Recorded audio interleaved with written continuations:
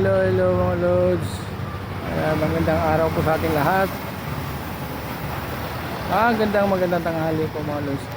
Nandito ako mga lods sa nagpa-load ako ng meron kasi kami mga lods yung paludan. Ayan, kahit nasa maliit na lang, okay lang naman mga lods. Ayan, nagpa-load ako halagang 200 para meron lang kaming kasi yung iba meron namang 10-10 lang, FB10. Kaya yun, okay lang naman yun. Pagka naubos, balik na lang ulit mga lods. Kailangan din kasi mga lods, dagdag din naman sa natin yun, sa income natin. So, pero mga lods, diretso na rin tayo dito mga lods.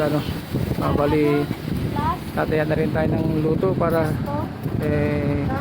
makipagsapalaran naman tayo muli. Kung tayo ay pagpalain,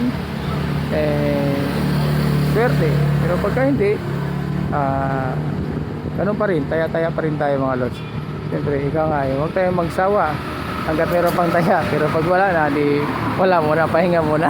Di ba mga lods? So, ganun talaga, wala tayong pantaya, hindi natin pwedeng pilitin, hindi natin pwedeng utangin yan. Kasi nga, luto yan, hindi pwedeng utang yan. Kaya siyempre, kung may pantaya, di taya tayo mga lods. Ayan, ito yung bike ko mga lods. Nagbabike lang kasi ako mga lods. Ayan, nagbabike lang ako papunta rito. Kasi sayang naman, mamasahe pa ako. Medyo malayo-layo din kasi ito mga lods. Kaya malaking pakinabang din ito ang bike ko sa akin. Kasi nga kahit pa paano, nagagamit ko siya ng madalian. Ayun, saka na-exercise pa tayo mga lods sa pagbabike. Yung mga puto-puto natin nababanat, na-exercise. Mga lods, kaya muna tayo sa luto. Luto mga lods. Ayan, luto natin. So, kaya muna tayo.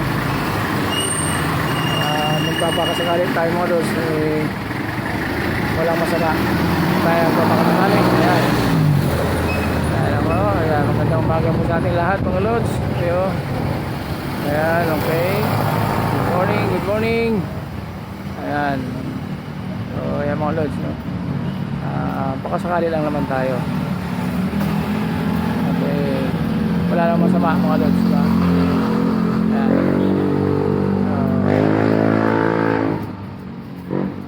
Ayan mga lods, pasok tayo sa loob.